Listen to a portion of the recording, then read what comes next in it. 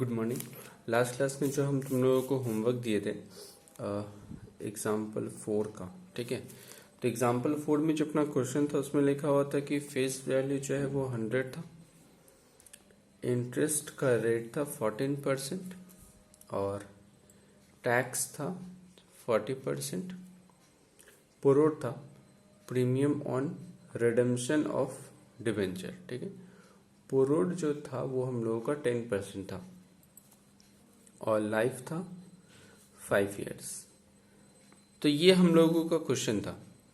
अब इसमें जब हम सोल्यूशन करेगा तो हम जो तुमको फॉर्मूला बताए थे कि केडी निकालने का, interest into 1 minus tax plus RP minus IP by life और whole divided by RP plus IP divided by 2 into 100, ठीक है। तो इसमें अगर हम लोग पुट करें तो इंटरेस्ट मतलब कितना हो जाएगा, 100 रुपये का 14%, इसका मतलब कितना होगा 14।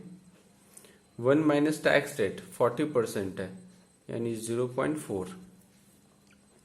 आरपी मतलब वापस लौटाने के टाइम जितना रुपया मेरे को देना पड़ेगा, तो वापस लौटाने के टाइम देखो 100 रुपये तो फेस वैल्यू है और पुरोड कितना है, प्रीमियम ऑन रिडेम्पशन कितना हम लोगों का 10%, तो इसका मतलब 100 और 10 तो टोटल कितना होगा 110 रुपया माइनस आईपी। आईपी मतलब इशू प्राइस, मतलब हम लोगों के हाथ में अभी जो आएगा इशू करने के टाइम जो आएगा, इशू करने के टाइम, तो इशू करने के टाइम तो ऐसा कुछ बोला नहीं है कि डिस्काउंट है या फिर क्या है अंडर राइटिंग कमीशन, ऐसा कुछ नहीं बोला। मतलब 100 रुपया का शेयर्स, 100 रुपया का डिवेंचर के बदले मेरे को 100 रुपया ही मिलेगा, इसका मतलब यहाँ पे हम लोग 100 लिखेंगे डिवाइडेड बाय लाइफ। तो लाइफ कितना था 5 डिवाइडेड बाय आरपी, आरपी तो पता ही 110 प्लस 100 डिवाइडेड बाय 2 इंटू 100।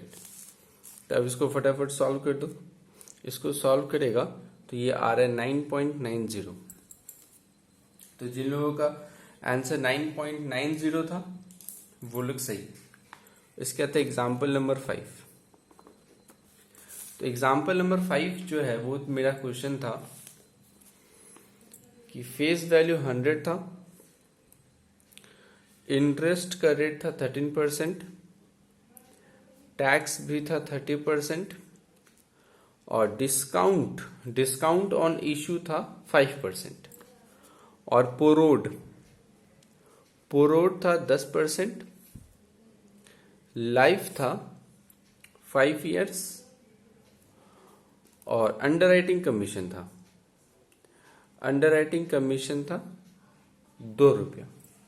तो अब यहाँ पे जब हम फॉर्मूला लगाएंगे केडी का, तो interest into 1 minus tax plus RP minus IP divided by 2 RP plus IP, sorry ये तो लाइफ होगा, डिवाइडेड बाय लाइफ इंटू 100। तो इंटरेस्ट तो 100 रुपये का 13%, तो 13 रुपया, 1 माइनस टैक्स रेट 30% तो 0.3 आरपी मतलब वापस लौटाने के टाइम जो देना पड़ेगा, तो फेस वैल्यू कितना है 100 और देखो पुरोड कितना है, कितना परसेंट में एक्स्ट्रा लौटाने वाले हैं 10%, मतलब 100 प्लस 10 तो ये कितना हो जाएगा 110। आईपी मतलब मेरे हाथ में जो आएगा अभी, तो मेरे हाथ में देखना है कितना आएगा। देखो 100 रुपया का डिवेंचर है, 5% डिस्काउंट पे इशू करेंगे, इसका मतलब 100 रुपया का 5%, 5 रुपया तो मिलेगा नहीं हम लोगों को, ठीक है। 5 रुपये तो यहाँ पे खत्म, बचा कितना 95। उसके बाद उसमें से भी 2 रुपया मेरे को देना पड़ेगा, है ना। तो 2 रुपया देना पड़ेगा, इसका मतलब 5 रुपया का नुकसान यहाँ पे और 2 रुपया का नुकसान यहाँ पे, तो टोटल कितना हो गया 7 रुपया, ठीक है। तो 7 रुपये का नुकसान मतलब 93 मेरे हाथ में आएगा। मेरे हाथ में कितना आएगा मेरे को उसको लेके सोचना है। 100 का 5% डिस्काउंट मतलब 5 रुपये ऐसे चला गया और अंडर राइटिंग कमीशन 2 रुपये देना है, इसका मतलब 7 रुपये मेरे को नहीं मिलेगा। तो 100 रुपये में से 7 रुपये मेरे हाथ में नहीं आएगा, तो कितना आएगा 93 आएगा, ठीक है। और ये डिवाइडेड बाय लाइफ होता है, तो लाइफ कितना था 5 इयर्स। तो 93 प्लस 110 डिवाइडेड बाय 2 इंटू 100। इसको सॉल्व करो, इसको सॉल्व करेगा तो 12.32 आएगा, 12.32%। तो ये हो गया हम लोगों का डिबेंचर का। इसके बाद आता है, देखो ये तो डिबेंचर का लाइफ दिया हुआ था तुम्हारा क्वेश्चन में, ठीक है। बट अगर तुम्हारे क्वेश्चन में सपोज लाइफ नहीं दिया हुआ है, या फिर अगर वो इरिडीमेबल डिबेंचर है, ठीक है, मतलब इरिडीमेबल डिबेंचर, तो अगर इरिडीमेबल डिबेंचर होता है तो इसका मतलब इसका लाइफ होता नहीं है। तो उस केस में जो केडी का जो है वो जो फॉर्मूला बनेगा, तो ये जो फॉर्मूला होता है, मतलब ये जो अपना जो फॉर्मूला में जो ये वाला पार्ट है वापस तो करेंगे नहीं, तो लाइफ तो रहता नहीं है, तो ये तो इनफाइनाइट हो जाता है।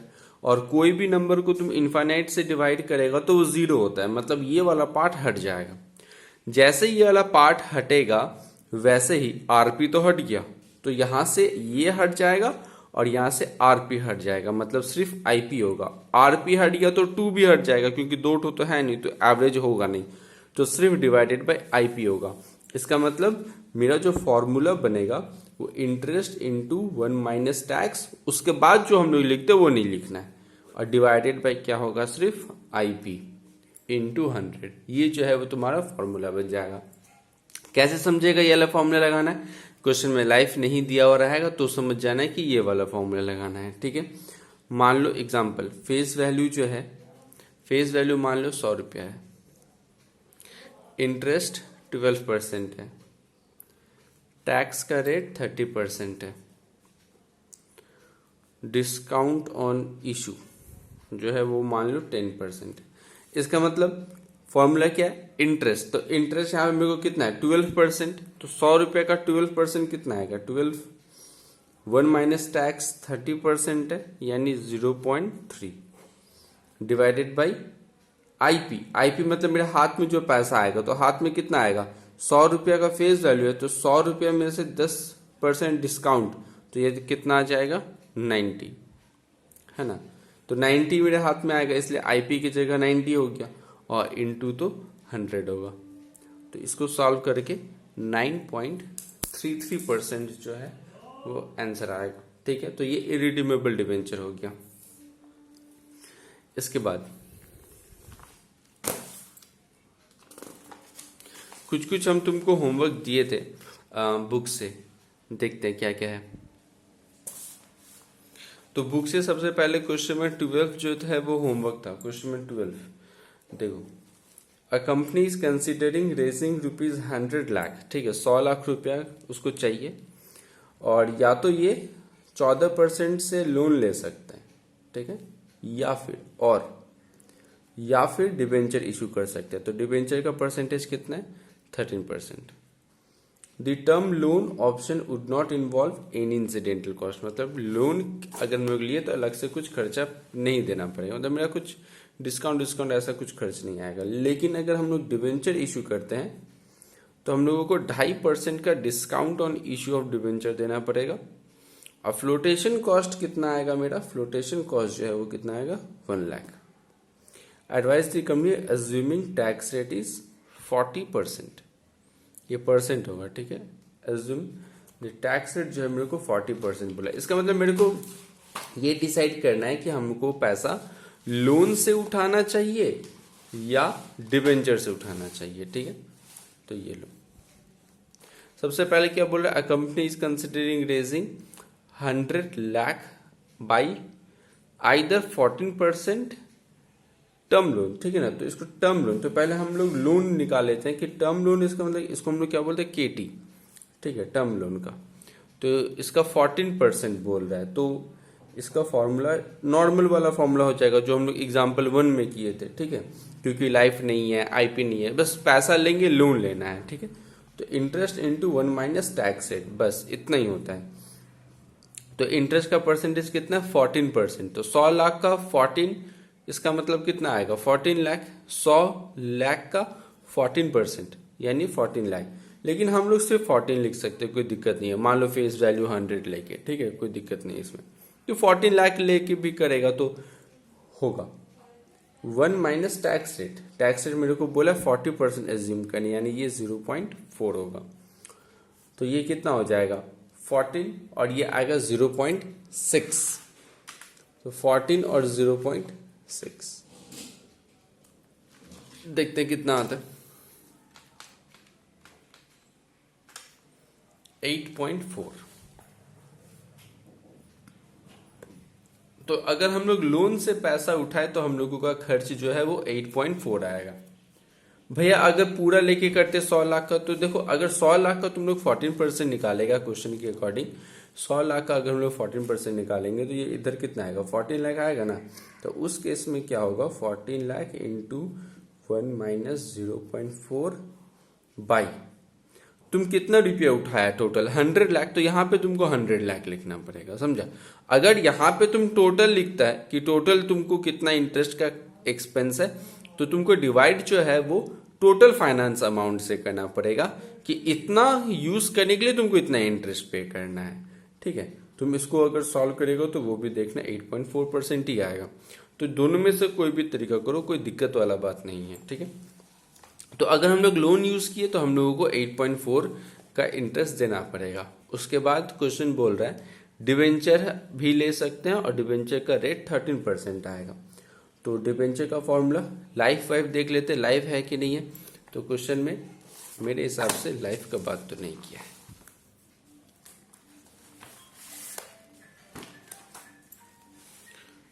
बट डिवेंचर नहीं, देखो लाइफ वाइफ का कोई बात नहीं किया है, यानी ये इरिडीमेबल डिवेंचर होगा। तो 13% था, तो 100 रुपया का 13% 13 रुपीज आएगा। 0.4 है टैक्स रेट। लेकिन जब हम लोग डिवाइड करेंगे तो डिवाइड जो है वो हम लोगों को आईपी से करना है। आईपी मतलब हम लोगों के हाथ में कितना रुपया आएगा। 100 लाख रुपया चाहिए, 100 लाख में से 2.5% डिस्काउंट है। तो अगर हम 100 इन लाख को अगर कॉमन ले लें, मतलब 100 रुपीज अगर लेके चले, तो 2.5%, तो 100 का 2.5% मतलब कितना होगा 2.5। मतलब ये तो मेरा डिस्काउंट हो जाएगा, मतलब मेरे हाथ में कितना आएगा 97.5। उसमें से भी 1 लाख रुपया का मेरे को क्या है फ्लोटेशन कॉस्ट आएगा, मतलब माइनस कितना होगा 1 लाख। 1 लाख जो है वो मेरा आएगा मेरा फ्लोटेशन कॉस्ट। तो फ्लोटेशन कॉस्ट जब 1 लाख आ जाएगा तो ये तो मेरा कितना हो जाएगा 96.5।